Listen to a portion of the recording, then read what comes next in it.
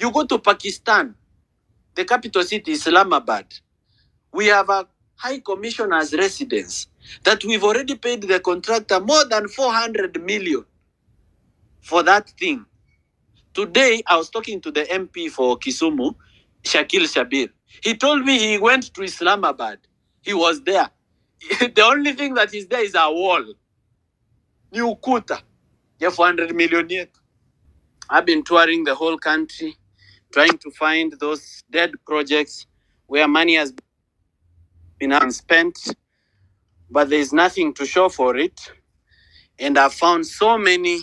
I'm even trying to find a way of how to visit all of them because they are excessively many. Kenya is full of tombstones and abandoned graves of projects where money has been spent and there's nothing to show for it.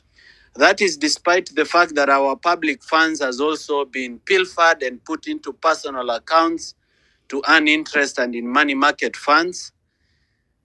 My findings are shocking. And fellow Kenyans, a time has come when we must take charge of our affairs. A time has come when we must realize that our country is being auctioned. And if we don't find a way to save it, we are going to lose it forever. We are being led by a government which I can, in the best words possible, I would describe it as a criminal enterprise of criminals well organized and creating a theater and drama for us in a way that may seem like there's something they are doing, when in actual sense there is absolutely nothing that they are doing. I'll mention for you some of the projects that I've been able to visit and what I found out there. And I'll tell you about some of which I'm yet to visit. For example, my journey began at the Devki Kinani Road, which is in Machakos. This road is 25 kilometers. It's supposed to join up to Joska. It was allocated 1.78 billion. So far, 456 million has been certified for payment. And there's nothing, absolutely nothing to show for it. There's just dust and a few culverts, more dust. And the governor of that county lives on that road. I went to Olkejuado University, which was launched by William Ruto on the 3rd of September 2018, allocated 600 million by the county government of Kajiado. Nothing but an abandoned stone. Even the name William Ruto has been stolen. I went to Ngong Sports Complex, which was allocated 198 million. The contractor has already been paid 50 million. Nothing but bushes. I interviewed some of the youth from a local club that is trying to train Ngong, and they've been trying to slash the bushes there, but it's been a very difficult job. I went to the Tuala Sholinke Road, which was allocated money by the Kenya Roads Board under the road maintenance levy. Remember, Kipchumba Murkomen said that they collected over 96 billion from the road maintenance levy. That road was allocated money. It is so bad that even the residents of that area have been contributing money from their own pocket to try and find ways of making the road for themselves. So far, I'm in their WhatsApp group. They've contributed 371,000 and they're still contributing to try and maintain their own road. Yet they pay taxes. Yet every good that they buy has VAT. Every liter of fuel they buy has road maintenance levy. I went to Muranga, Ikumbi, Karinga, Kagundu Road, launched in July 2023 by President William Ruto. It was even launched twice because CS Mashari had launched it back in 2019. Despite of both launches, nothing, absolutely nothing, in a highly agriculturally productive area. In this case, in fact, it's nothing. Like I cannot even tell you of a culvert. There is hata hakuna maram. Yani, it is the... I went to where the president says in Ruiru, employing 5,000 youth on our digital economy.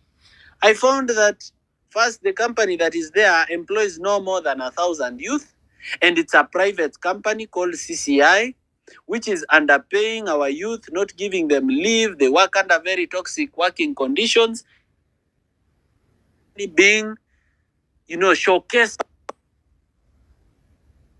to us as though it's a government project, as if it's a government initiative, as if the station for the use of our taxes. You see, you cannot come to Morara's house.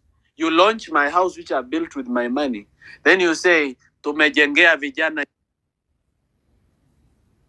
Sasa tuko na mpango ingine. Tumeweka another 15 billion ya hawa mama mboga hawa. Na hawa beba. Sasa hawa wote wanaweza kukopa deni ya interest bila interest ili kujiendeleza. Sijui kama tunaelewana. Mimi nitazungumza na wewe mjumbe wenu. Hapa. Tutajenga TTI hapa. Kutakuwa na machines hapo ya hawa vijana kujifunza. Mukisikia mambo ya TTIs and vocational centers, just go to Pokot South. That is in Rift Valley where William Ruto comes from. A technical vocational center has been built using public resources and it collapsed. It fell flat on its face. Yani nyumba, gorofa, imeanguka chini, imelala kwa nyasi. And public funds have been spent millions. I went to Captain Demi, Wanjohi, Kwamatu, Geta, Kahuruko, Ndunyunjeru. I went to Captain Demi, Wanjohi, Kwamatu, Kahuruko, Ndunyunjeru Road, which was launched by Papa le Président de la Office Day. He himself launched it on the 26th of November 2018. He launched it again on 6th April 2023. Nothing, and absolutely nothing to show for it. I went to Eldoret Airstrip, where politicians have planted maize and wheat on an airport. And they are using the tractor of Kenya prisons. The impunity, the audacity.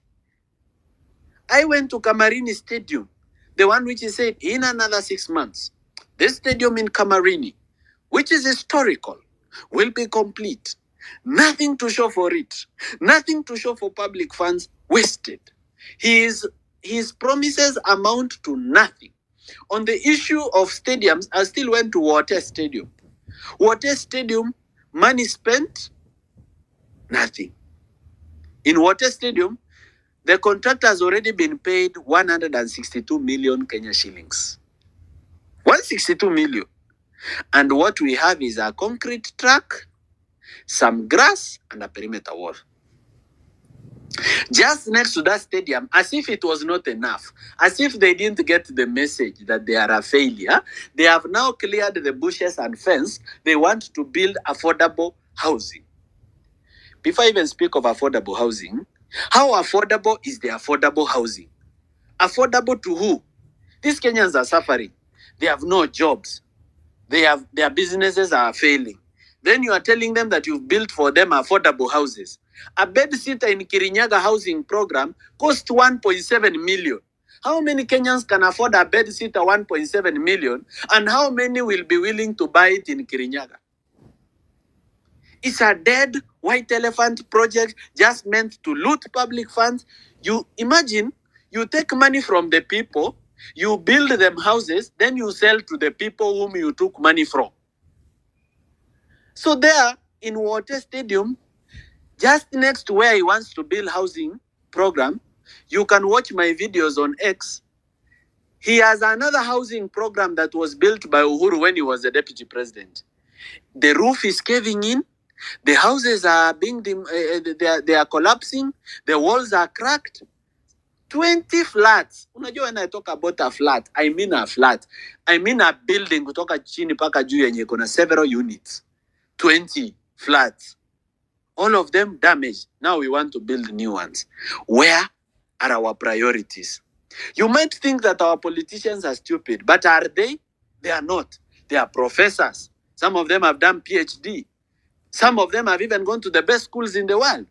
This Henry Rotich was our cabinet secretary for treasury. That guy studied in Harvard.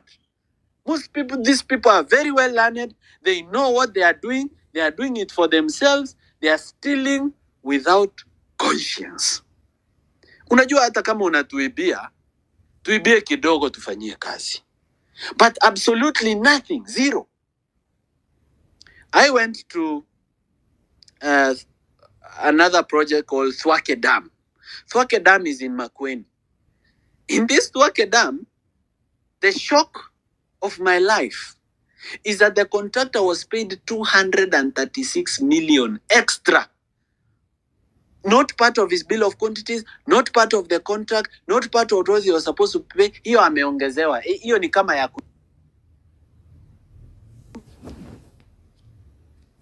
ameongezwa tu 236 million. Ati hiyo ni interest for late payment. That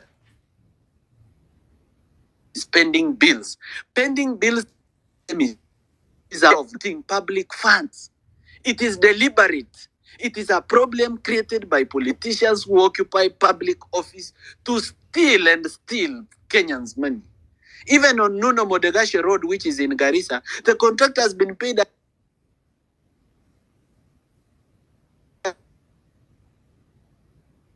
hiyo, yani just on top. Hiyo tumekuongeza tu hiyo. Shika hiyo. You go to Ministry of 1.4 million spent on an interview to hire an accountant, and they still never found an accountant out of that interview. Now, why should we even be spending money to hire an accountant yet we have a public service commission? We have a boardroom in the ministry funded by public resources. We have HR, deputy HR practitioners in the ministry hired and paid by public resources, and we are still paying 1.4 million to look.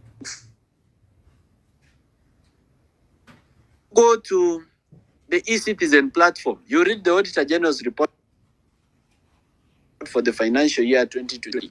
10 billion paid on e-citizen platform can neither be confirmed nor denied. The government cannot say for sure whether it had the money or not. They are also shocked that it is missing. They are also shocked that the figures are different. You go to Ministry of Environment. Ministry of Environment is unable to explain how it spent 140 million shillings in one day to plant trees. You know, I'll be taking trees. Let's show you that there were no trees actually. Some of the trees were not even watered, they died. But 140 million a day?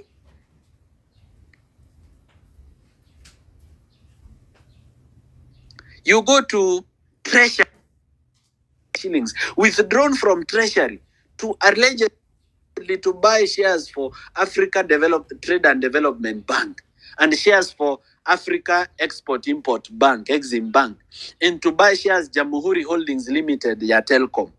12.5 billion was withdrawn from Treasury the way you withdraw money from M-Pesa. And it's lost. Nobody can account for it. Ati hata hizo banks zenye tulikuwa tunanua shares kwao ati hawashiki simu. Imagine the Auditor General saying in the Auditor General's report ati they could not be traced, ati my attempts to reach them were unanswered or they were uncooperative. You steal from us and you are uncooperative. Angalia, we paid an extra last year. We paid an extra 3.1 billion for fuel ati because the ship ilichelewa kwa dock. Ati there was a ship that brought oil ikachelewa ku offload pale Mombasa. We paid what we call demurrage charges ya hiyo ship kuchelewa ya 3.1 billion. You know, for you to get to a billion, Kenyans, I don't know whether they understand what a billion is. Me, I've never seen a billion in my life. A billion is 1,000 millions. So when you talk about 3.1 billion, we are talking about 3,100 millions. It's money that you cannot keep in your bedroom. Unless you denominate it in dollars. You go to London. Kenyans in London, please tell me, our lease for the embassy and chancery building in London expired in 2021. We, the Kenyan people, loving you Kenyans in London, we didn't want you to suffer. We disbursed 1.6 billion in the financial year of 2021-2022 and 2022-2023, 1.6 billion in total for you to buy that building and own it so that it can belong to the Republic of Kenya. We are still paying 60 million shillings per year on rent we purportedly bought. You go to Pakistan, the capital city, Islamabad. We have a high commissioner's residence that we've already paid the contractor more than 400 million for that thing. Today, I was talking to the MP for Kisumu, Shakil Shabir. He told me he went to Islamabad. He was there. The only thing that is there is a wall. New Kuta. Yeah, 400 million yet.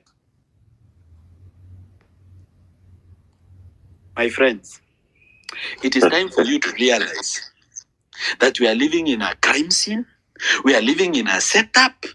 There is no intention for anybody in this executive to do anything in governance. Everybody is thinking about stealing.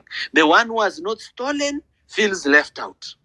If we don't reset the button on Kenya, if we don't flush it out, if we don't drain the swamp, if we do not close this crime scene for investigations and renovations, bwana, musifanye niwe naongea hii kitu kila siku. I will kasirika and go to State House myself.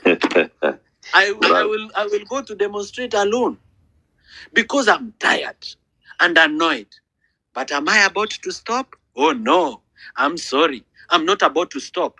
Today I was at KICC to attend an event called Okoa Uchumi, which is organized by the civil society. I'm supposed to be a speaker at that event. Then when I'm getting out of the washroom, I meet the spokesman of the government. Then we greet each other, nini. He tells me, we bana, mimi nahitaji namba yako tutaongea. Now, namba si kitu ya kunyima mtu juu, si dem, si ati ananikatia. Wakati nampea namba, cameraman wake ananipiga picha, so that you just know how desperate they are to say, tushalipa Morara. They will use bloggers. Corruption will fight back. They will use bloggers to discredit you. They will go look for your ex-girlfriend and what she can say about you. They will do everything. Corruption is evil. Evil must fight back. But me, I know. Whenever you are dining with the devil in the dark, use a long fork. And I'm using a very long fork. And I'm not about to stop my visit for civic education. In fact, that is why I've cut down on my television interviews, because it's taking away the time that I would have used to be on the ground. From tomorrow, I'm resuming the Vampire Diaries season 2. I'm bringing you a project by the government that is dead and buried and forgotten, and public resources is lost. Kesho, you stay awake to see it. The purpose of my videos is to provoke you. Yes, the purpose of my videos is to incite you. Not to incite you to violence, but to incite you to take charge of civic matters. You are not too small to do something. Even if you have 10 followers, impact the 10. Get this message to your parents, get it to your friends, get it to your village mates. Tell them how corruption directly affects them.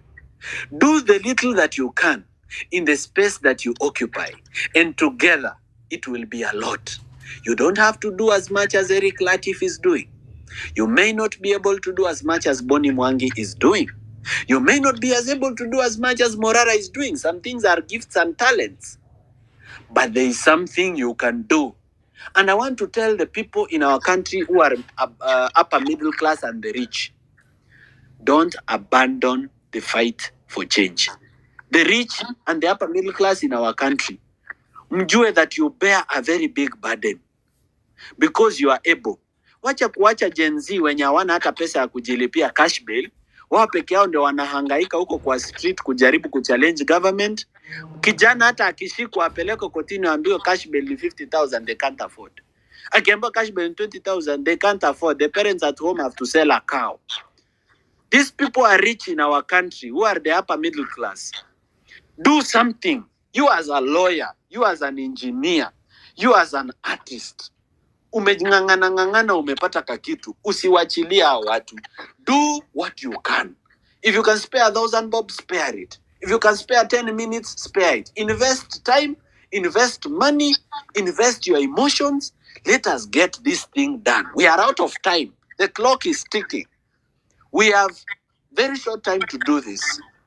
And if by some luck, this enterprise of criminals who call themselves a government get to 2027, my friend, if we vote them in, we will deserve everything they will do to us. If we vote back these criminals and idiots, we will deserve every single thing they will do to us.